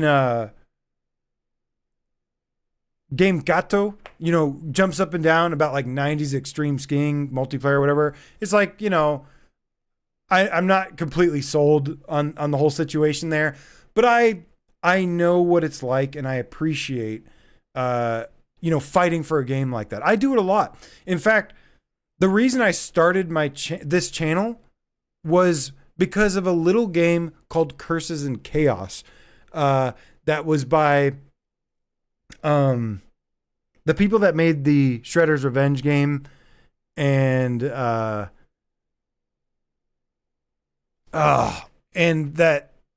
army side-scrolling shooter thing. Hold on, let's see here. Before somebody answers this for me, Tribute Games made this game called Curses and Chaos, and I went online to talk about it, and nobody was talking about it, and I was like, does nobody cares about this game but me. So I've been there, man. I've been there. And that's what made me, when VR came and I experienced it with PSVR for the first time, I was like, yo, I am going to shout this from the top of a mountain how good this is, because this is legit. And so that's why we're here today anyways, is to have a platform for our community to have. And I want to amplify your guys' voices as well. Unless you're a big Call of the Mountain fan. No, I'm just kidding. I'm just kidding. I saw a comment that made me laugh, and it was just like, oh gosh, I can't stand when AJ talks about Call of the Mountain. And I was like, I know. I'm sorry. It's not against you, okay?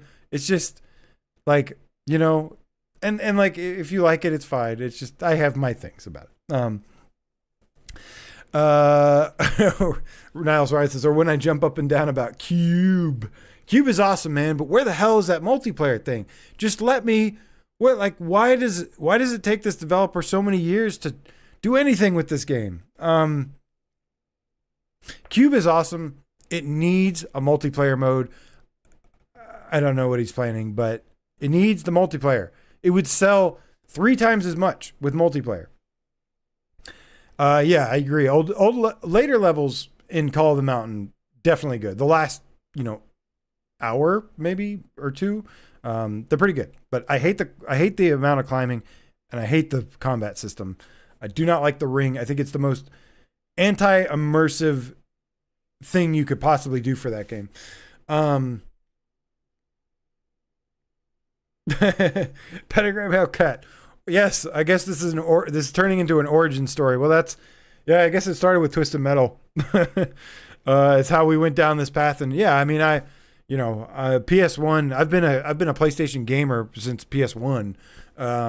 So like, and I've never been like anti anything else. PlayStation's always been where I've liked to play the most. We'll see what the future holds, though. I hope that stays the case. But like I said, I have major concerns about where the industry is right now. It's moving toward this very aggressive corporate monopolies and stuff like everything. And everyone liked PSVR 1. Like again, I'm not like anti MetaQuest or anything. I like my Quest. I don't use it very much, but I like it. And I like that, there are positives to take away. I don't like what it did. The things that we warned everybody about years ago, nobody listened to. And now 10 years later, now they're like, VR is dead. VR is dying. It's like, we warned you motherfuckers about this 10 years ago and you didn't listen when we said games are yes, wireless is better, but not when the game has to be completely sacrificed. Over it's bad. It's bad. Like it's just tough though, because everybody, there is a lot of different reasons people like VR. Like for us, it's gamers, but there's other people that like it for the technology or for the immersive features or things, the accessibility, the comfort. So like, yeah, Meta did, they definitely proved some points, but I think we'd be in a much better place with like Oculus still around. But again, I think when Palmer Luckey sold Oculus to Meta, I think that set us back about 10 years probably. But I don't know. Time fixes everything. PlayStation VR was growing in a healthy way. It was, it was exceeding Sony's expectations all up until Quest came out. And then everybody hates PSVR now for the last 5 years or however long it's been, 6 years. And I don't like that. I don't, and that's the other thing, man. So like I said, I hesitate to delve into this conversation too much. But I've been like doing some studying about like psychology and, trying to educate myself, because I have to deal with a lot of people, right? Like whenever I see a lot of comments and stuff online, it's hard to deal with having to go up every single week and talk about stuff. And then oftentimes the negative things.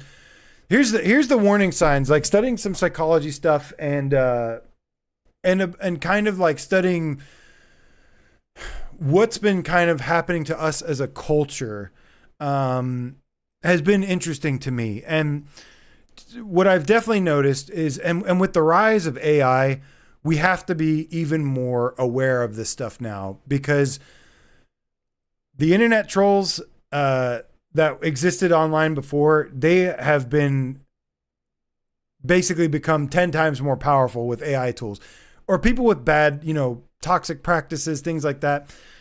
Businesses, manipulating stuff. All of this is a lot more dangerous. The good thing is, as a society, it does seem like we have a little bit kind of become aware. Thanks to AI, we're at least aware of this misinformation and this deception that can occur. And I think that's been a big problem that we've been dealing with as a community, as like a culture online, is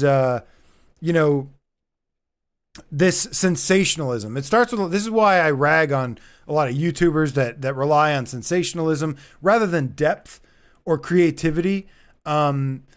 We have to get out of this rut. Otherwise, we're just going to continue tearing people apart. But a lot of it's trying to win against, somebody else. Or the problem is there's so many different things out there. We have to learn how to get the good stuff. Basically, what we have to do, guys, is we have to be 10 steps ahead of all the assholes out there. And that's not easy to do. That's a lot easier said than done. But there's a lot of assholes out there, and unfortunately, they're way more louder and stupid than the smart and good people out there. So we have to be 10 steps ahead of it in whatever way we can. But yeah, the rise of sensationalism and using emotions to generate clicks or revenue is like, that's so bad. Like, that's so bad. Making money off of like manipulating people's emotions and reactions and thing. We have to stop and think and slow down a little bit. Slow down and think and use critical thinking and don't fall for that. When a site like PC Gamer is a little bit different, like those articles they posted recently, because they're just not fans of VR and they don't like it, and they like, stuff like Thief, and we're mad about that. They're just basically whining about it. There's far worse people out there to worry about. But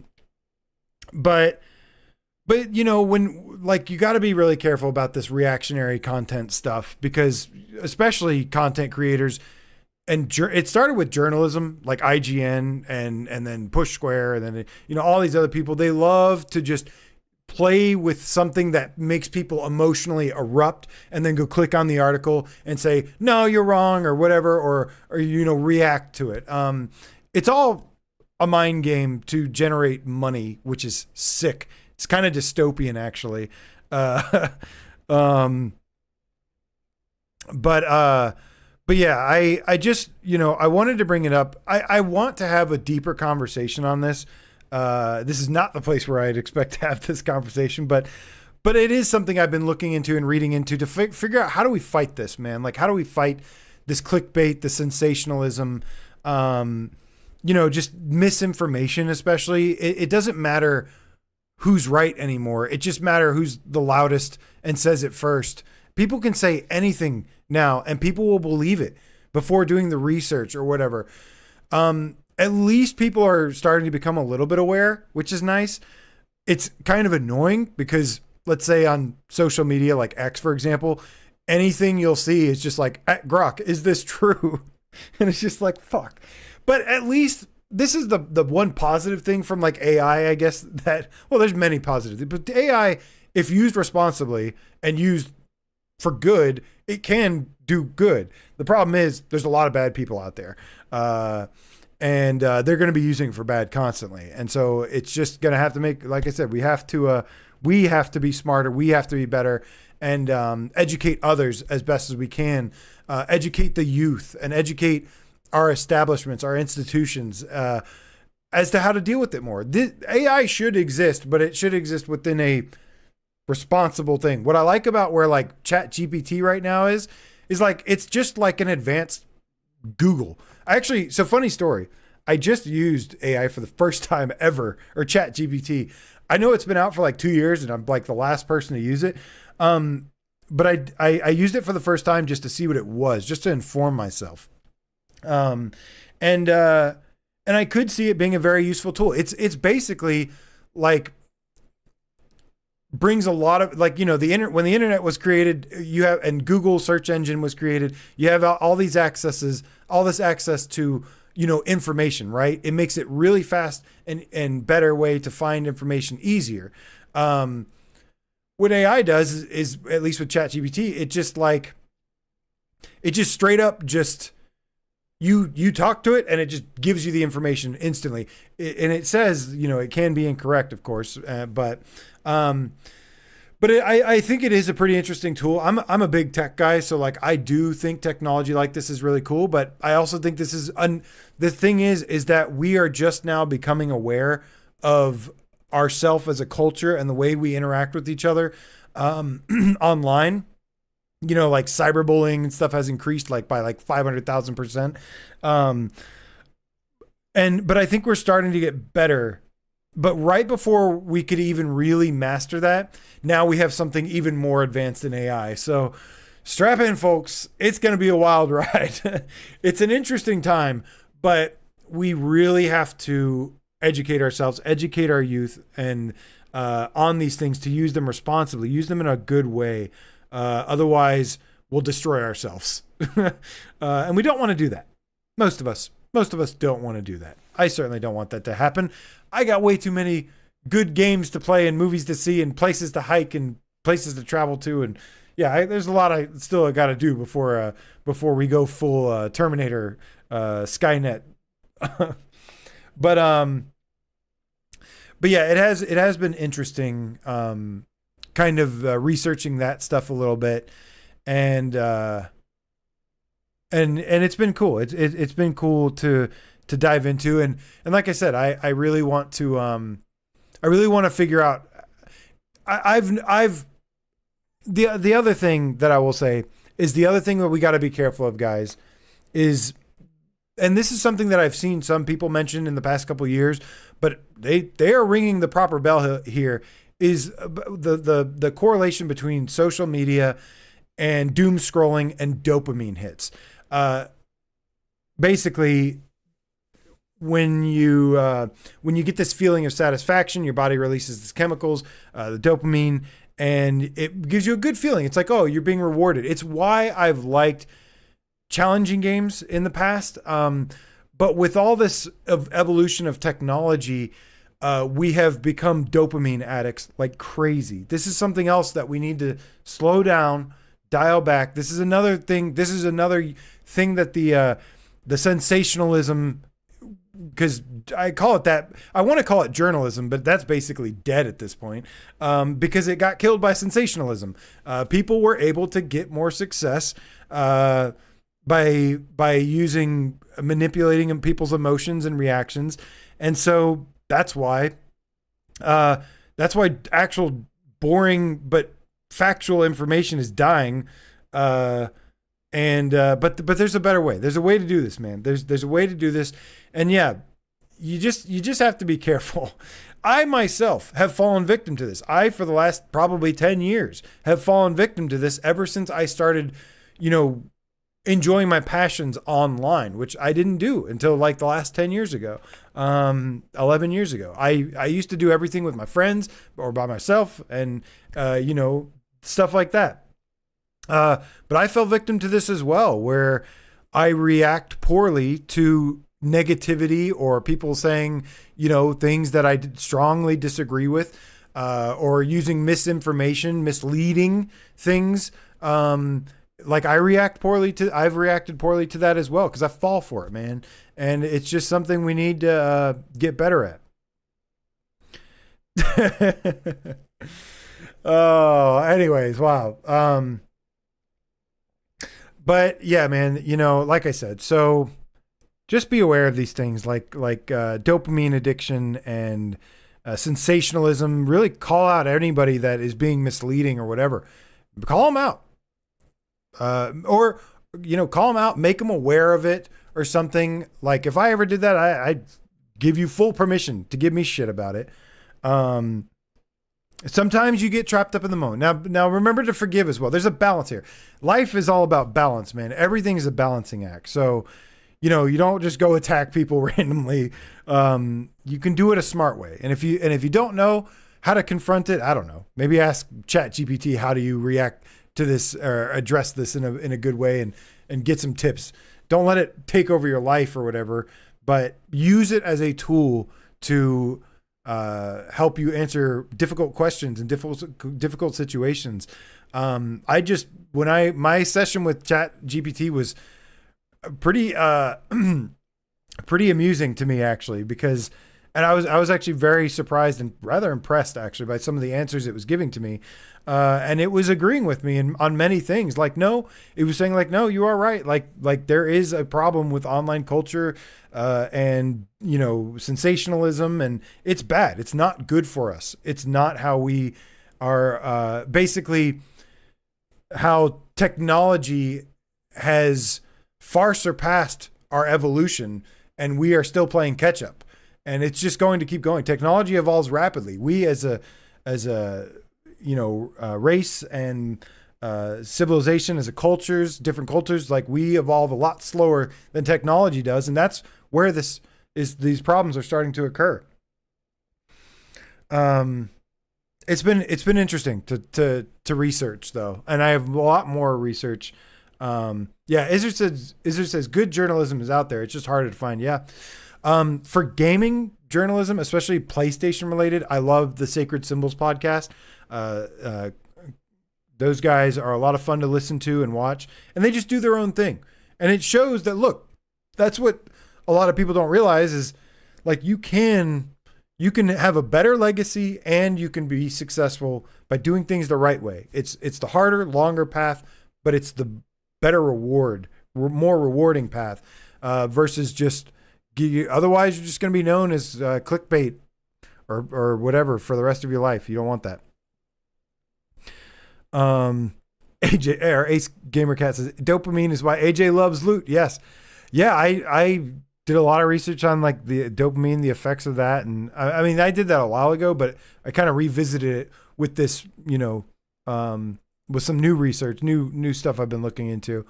But yeah, that was something I was completely unaware of. I was just like, oh, game fun. Oh, loot good. That feels good. Let me keep doing this. Let me keep doing this. Let me keep doing this. Let me keep but I would typically, go a little bit slower with it. The reason I play so many damn video games today is because I run this channel and I need to. So it's part of that. If I was playing the way that I played games, I would not play this way. I would not play this amount of games. There's way more games, but I'm glad I did to some degree, because there is a lot of cool stuff. This is how we can learn to appreciate some of the smaller scope stuff. If they're doing something cool, like a Hellsweeper, like a game like Hellsweeper, and keep in mind, man, we support a game like Hellsweeper. That's how you get to the next level. That's how you get a full length game with Hellsweeper mechanics, is by supporting there. One has to come first. A lot of people, which I've been proud of our community. Our community, and the PSVR2 community in general is very supportive. Actually, I think I did have some fun with Grok, or not Grok. Fuck no. ChatGPT, and I was like, oh fuck, what was I gonna say? I asked it about PSVR2 stuff, and yeah, it was some interesting answers there. I will say, I asked who are the best PSVR2 content creators to ChatGPT, and it said, not me. no, it said Without Parole and Company. I am in company technically. So it gave Brian Paul. It knew Brian Paul's name.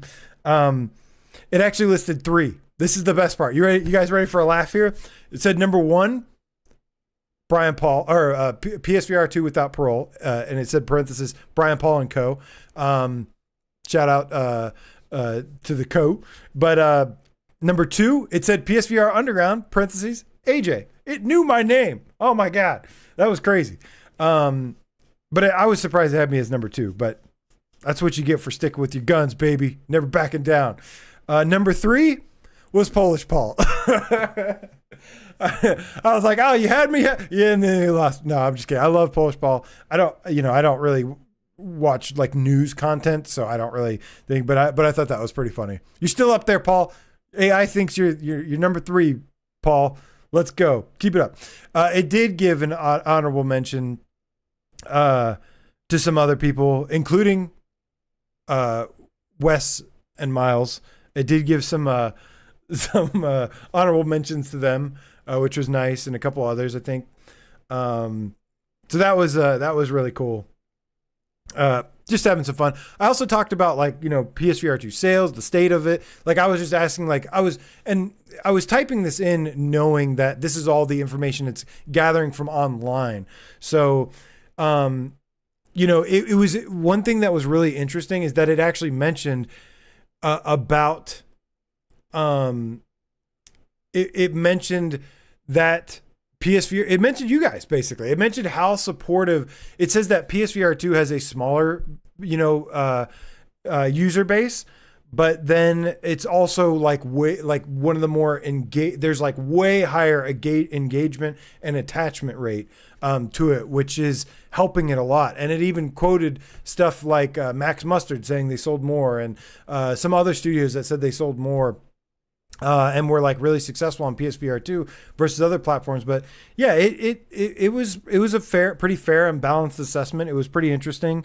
One day, maybe next week, if we have another slow week next week, guys, maybe we'll just have a full day of streaming a chat with AI about PSVR2 and see what it says and have some fun with it, and just go through it. Maybe we'll have an AI episode where we just have some fun.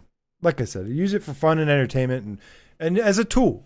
It can be used as a tool, but where it's going to get out of hand is people use it to exploit others and exploit, everything. That's where it's going to become a problem. It's already happened. I mean, within the last 2 years, some of the biggest hacks have occurred, and that was definitely due to AI. Like that was when we had a just every single day you're hearing about I gotta sneeze. Excuse me. Every single day when you were hearing about a new company's been hacked, yeah, that was AI.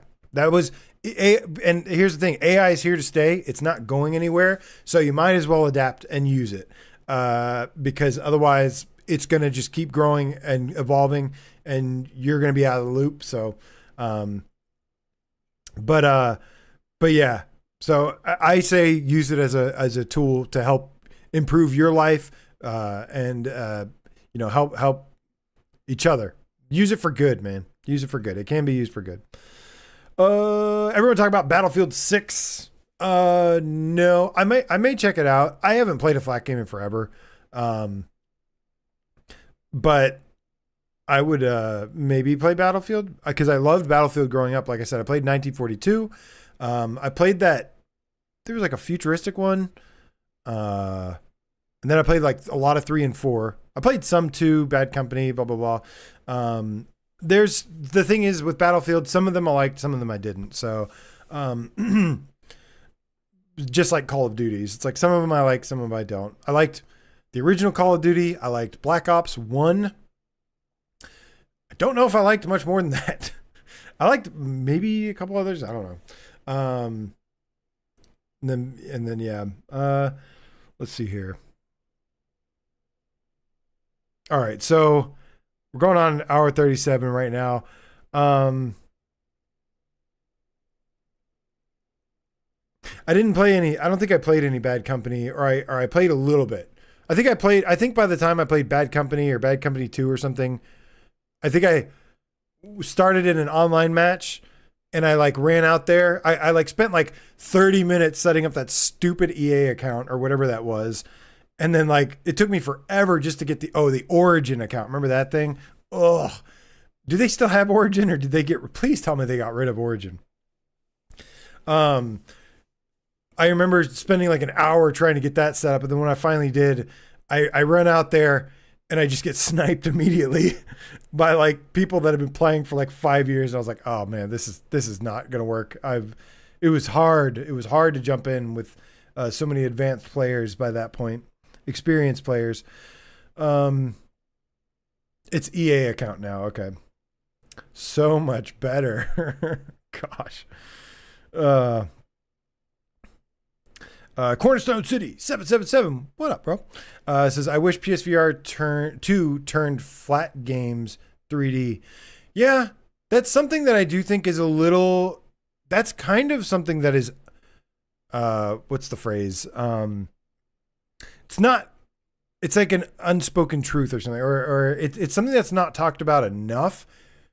is like being able to play games like sitting down, or VR games. I mean, that's something that I do think is a little underestimated. It's like, yeah, like you get more immersive when it's a game that you can stand up and interact with everything. But sometimes people are just tired, man, and they need something to play when they've had a long day. And that's the fun stuff about a lot of UEVR games is like, because they're not very like VRAF, they're actually very easy to play and enjoy and easy to play sitting down. And that's something that's really nice about it. Even some of the ones that have motion controls, like they're very easy. And I think that's quietly something that made people really like PSVR 1 a lot, is even though we were saying like, we don't, we prefer better controls and stuff. It's like, I do think there was something, while the experience is better with more VRAF mechanics, the accessibility is something to take a note of. Or the way that sitting down or playing with the controller removes friction. Anyways, I agree with your point. I'd be playing Spider-Man in 3D or whatever, because the cool thing about flat games in 3D or 360, I should say, that's the difference, right? It's not like I know VR got the comparison to 3D TVs. My experience with 3D TVs was terrible. So I get the negativity surrounding 3D TVs, although there were some good examples. Majority of it and the most accessible stuff that people ended up with was trash.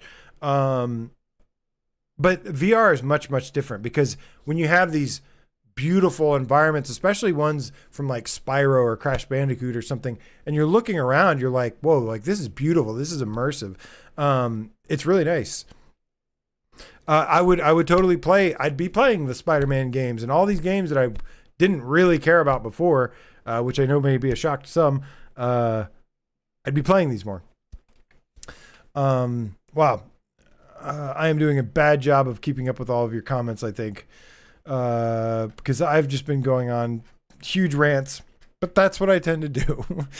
Hey, Skabercat, thank you so much for the donation. Appreciate the support, man. Appreciate all y'all. Real ones out here tonight, hanging, kicking it. By the way, I have tomorrow from work off, although I'm going somewhere, so I'm not going to be able to do anything.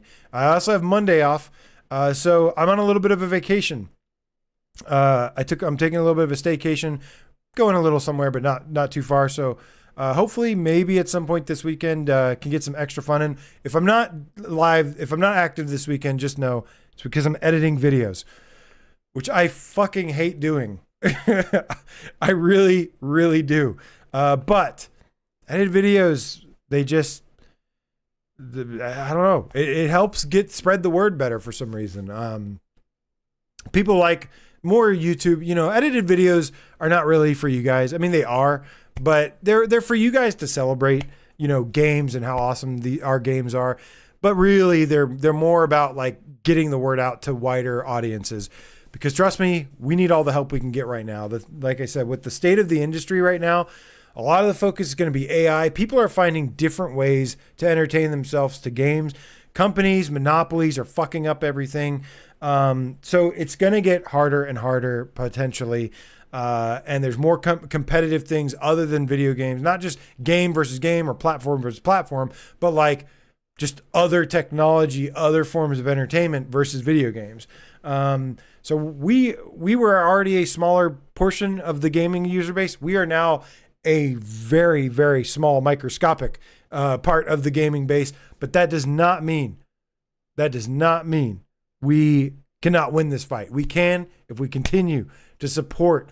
We just have to grow it from, I hate to say it, but we got to kind of grow it from the beginning again, but we're getting there. You guys are doing a wonderful job. Look at the developers that are now like excited to bring their games to PSVR2 and bring with pro support and like, all the features and haptics and adaptive triggers and eye tracking, and look at all the developers coming over to us now. Like that's because of you guys and your unwavering support, man. So we're kind of back to square one, guys, but hey, it's better than nothing at all. And I'm gonna give it all.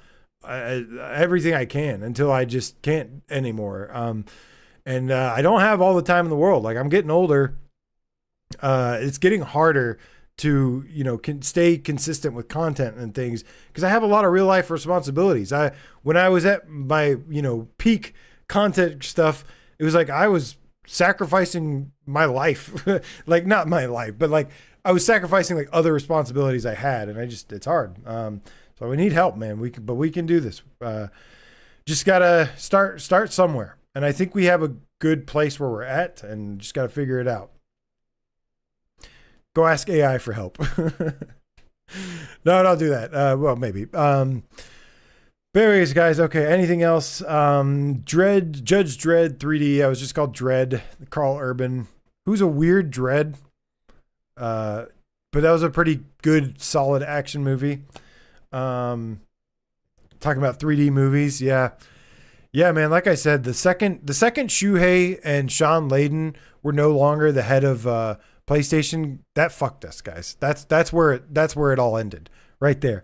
Luckily, we still have just enough community, just enough people, developers out there still fighting the good fight. It's because of you and because of developers that we have anything left at all. And so that's where it's going to be. So support these devs, man. Support these devs that deserve it, because this is where it's going to have to start from. These are the bricks that we're laying down from the beginning that are going to get us to where we need to be. Sal, my dude. I like the way your name rolls. The other S brother. Sal. Oh, with a huge donation. Thank you, man.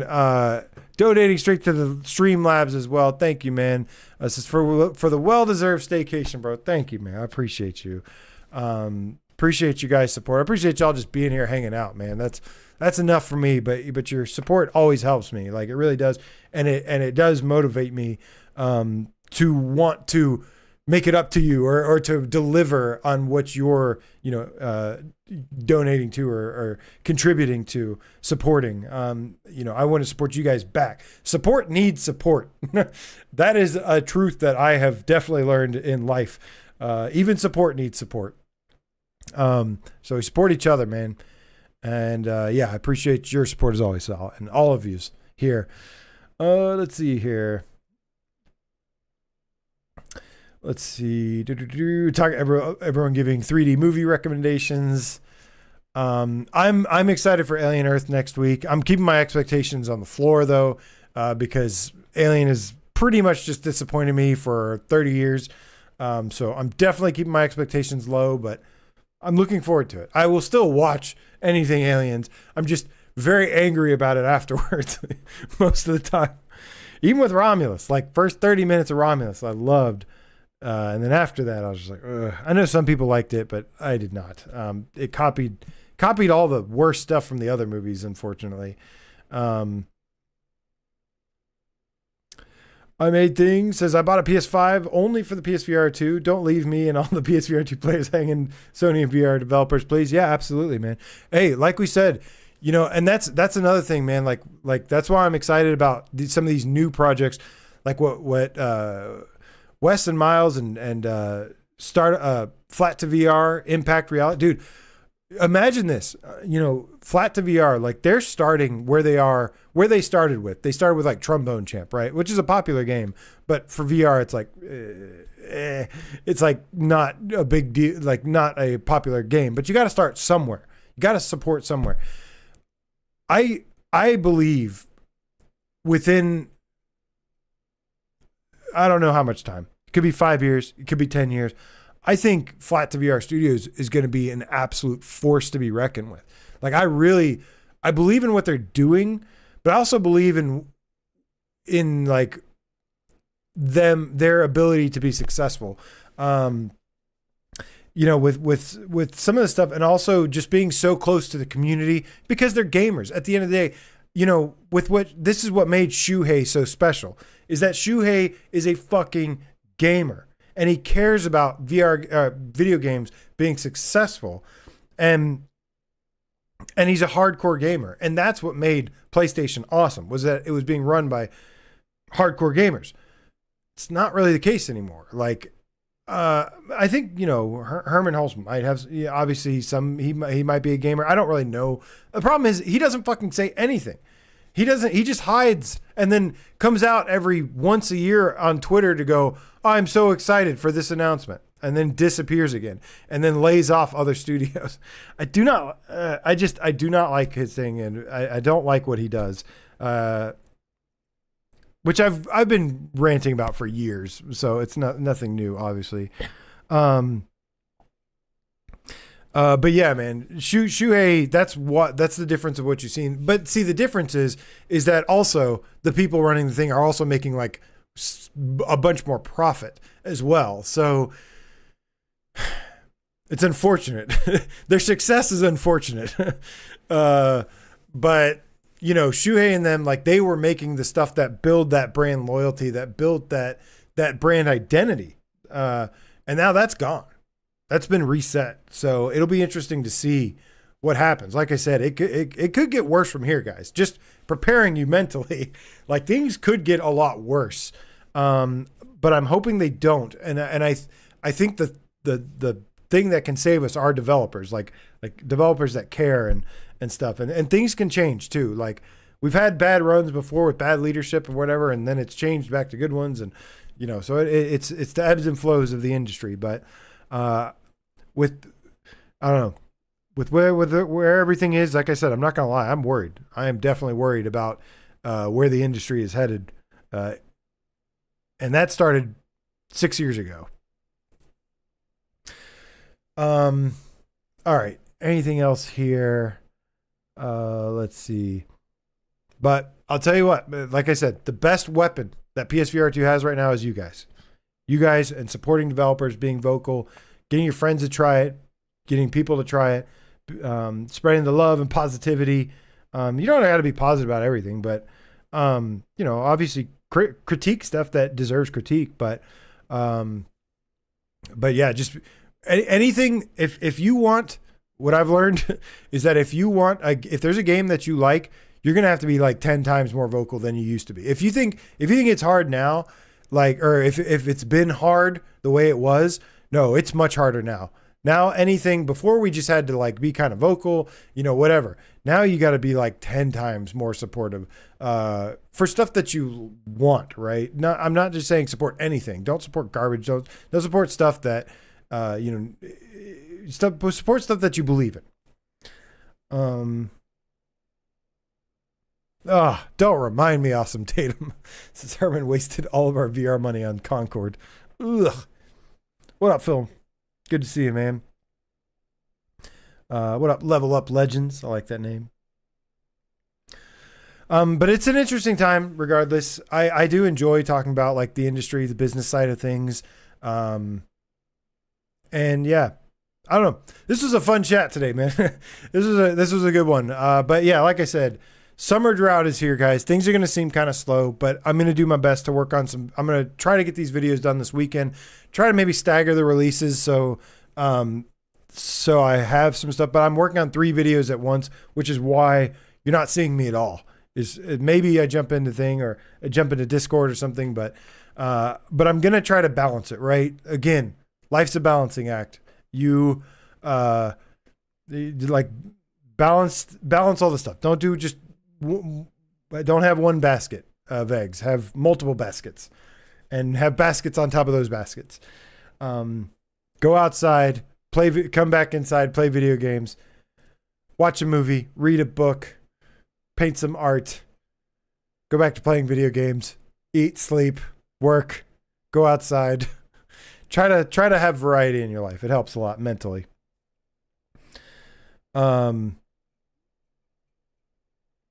Robo's late to the stream. And you missed the Dynamic Shadows conversation, Bad Robo. That's all I'll say. I'm just kidding. What is up, Bad Robo? Good to see you, homie. All you missed, I said your favorite word. Dynamic Shadows. Wait, no, I'm sorry. Dynamic Real-Time Shadows. Ooh. Doesn't that sound nice, Bad Robo? Oh, no, don't do that, Bad Robo. Don't ever do that. There we go. Okay, before I go, Old Darth says, here's a big question before you go, AJ. Will PS6 support VR?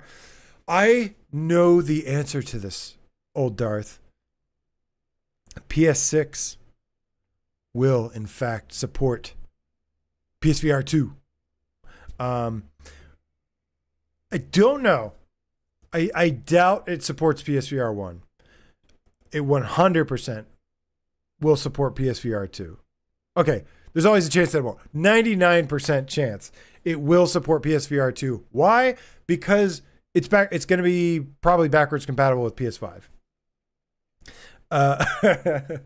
But I think it will, and I think PSVR 2's got legs.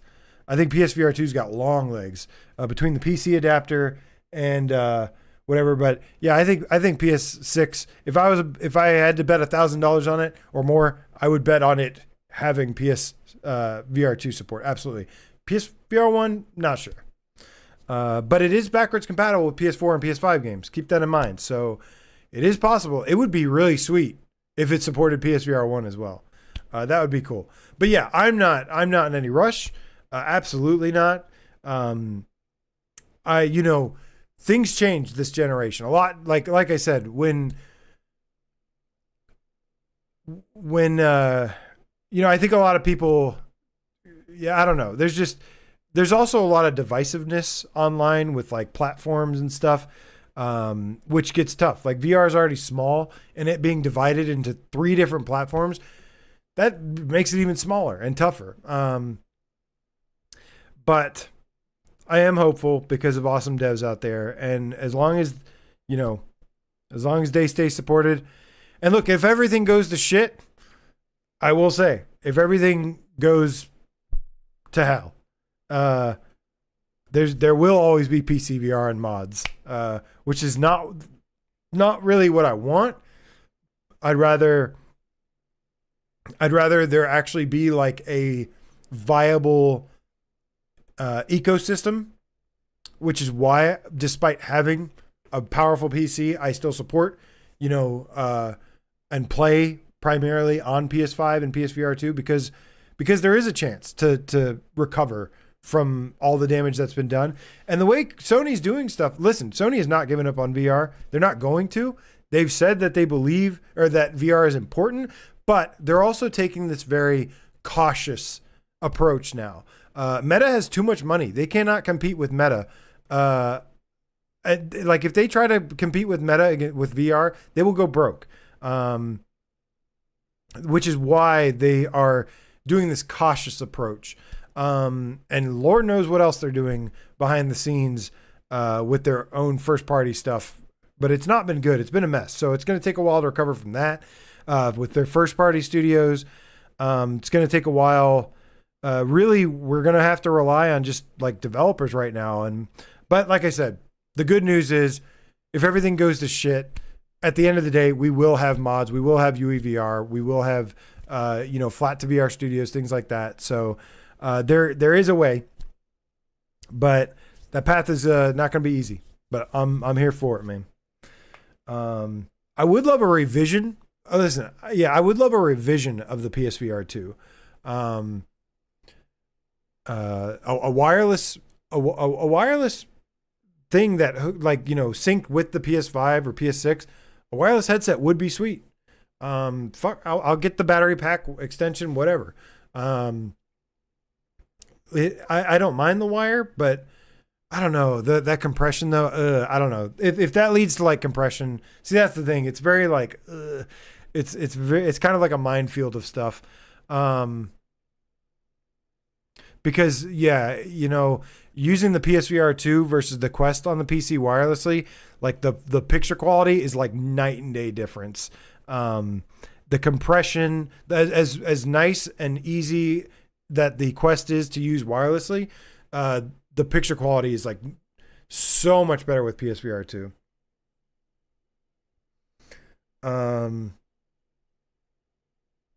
But there is also, but the Quest can look really good. I forget sometimes that there are applications and mods and different things that can make the Quest look better than what it does just native. just raw. Let's see. Creative games like Dreams and Little Big Planet taken away. Is that they were scared of all creativity among us players? Man. I mean, that's another example. I mean, that's a perfect example of, you know, basically a bunch of corpos manipulating investors, and somehow, despite PlayStation being at its peak popularity, it still amazes me that despite PlayStation being at its peak brand popularity, that they were able to do like a corporate coup and kick out Sean Layden and Shuhei. Blows my mind. You were literally at your peak, and you said, "No, let's change it." You know why? Because there's probably some shady shit going on behind the scenes there. Whether it be competitive forces, or I bet you there's some shady ass investors. That's how they do it, man. That's why money fucks up everything sometimes. Money screws up the entertainment industry too much. Because entertainment and arts, that's what it's about. Again, it's not about money. I mean, it is now, but okay. Before we get out of here, games we love. Games we love. What games do we love? I like a lot of games. I love a lot of games. Right now, I love Hellsweeper. I think I want to go back to if I get any free time, I need to play some Song in the Smoke, Hellsweeper. There was something else I wanted to play. I can't remember. But anyways, like I said, guys, if it with the drought on the way, with it slowing down, get ready. There could be a shift in content to some PC stuff temporarily, but we do have Into Black coming August 28th. That's going to be big. But yeah, I can't wait a month to do my next video. So I got to do something in the meantime. So I'll try to make some top lists in the meantime. I'll try to make some other stuff, and we'll go back into some PC fun for that, some mods. Or I'd love to check out Oblivion and some other things. And I would love to. I'm really looking forward to Metal Gear Solid Delta. That's going to be Unreal Engine. Maybe you can hook that up with UEVR and have some fun with that. That would be really cool. Some other things. I'm sure there's going to be some other surprises. Maybe Heretic. I don't remember if I saw somebody say if Heretic is Unreal Engine, but that would be really cool to revisit that. All right, guys. Well, I think that is our time here for now. I tried to stretch it out as long as I could. That was a fun chat, though. That was a really, really fun chat about just whatever. I had a lot of fun. And maybe I need to set up a call line. If you guys want to call line in the Discord or something where you can call in. It'd have to be through Discord because I wouldn't know how to do it otherwise. But maybe have you guys call in at some point and have some conversations. We'll have some fun here. So get ready for some summertime content, which we'll try to do. So awesome stuff, man. But thank you guys so much, man. Again, thank you to all the Patreons. Support me on patreon.com/PSVR Underground. I really wanted to do some stuff for that, but I'm struggling to find some stuff to do for that. It's really just a time thing.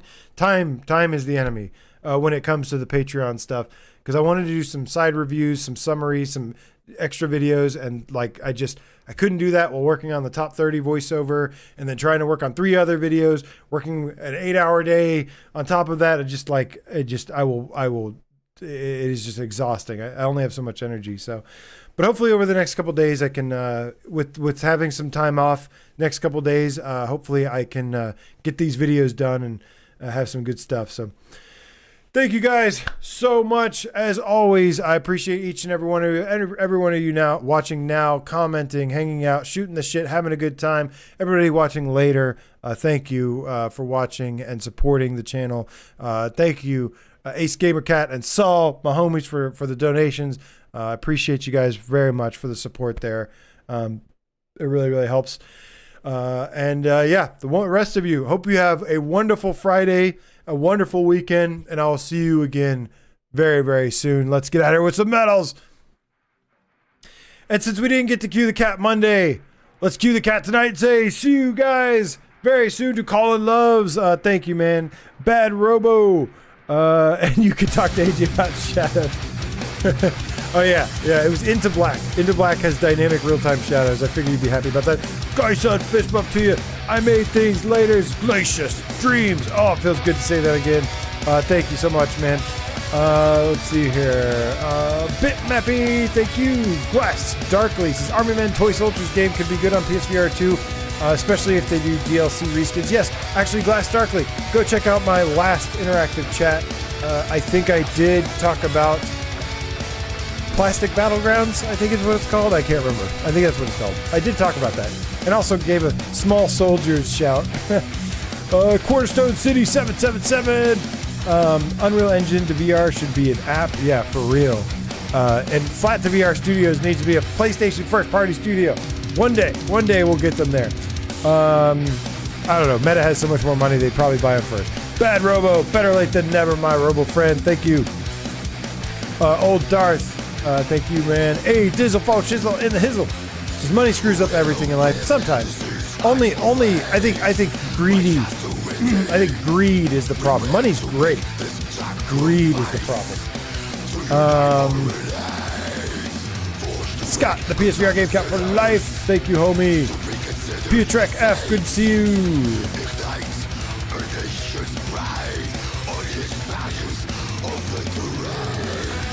Alright, guys. Sweet Cherry Grower. Nice. PSVR2 needs to work with PS6 and PSVR3 to work with PS5. Let's see. Prozac, thank you. Alright, guys, I think it's time to get out of here. Let's go. Steve Irie, Mark Smith, Aceville,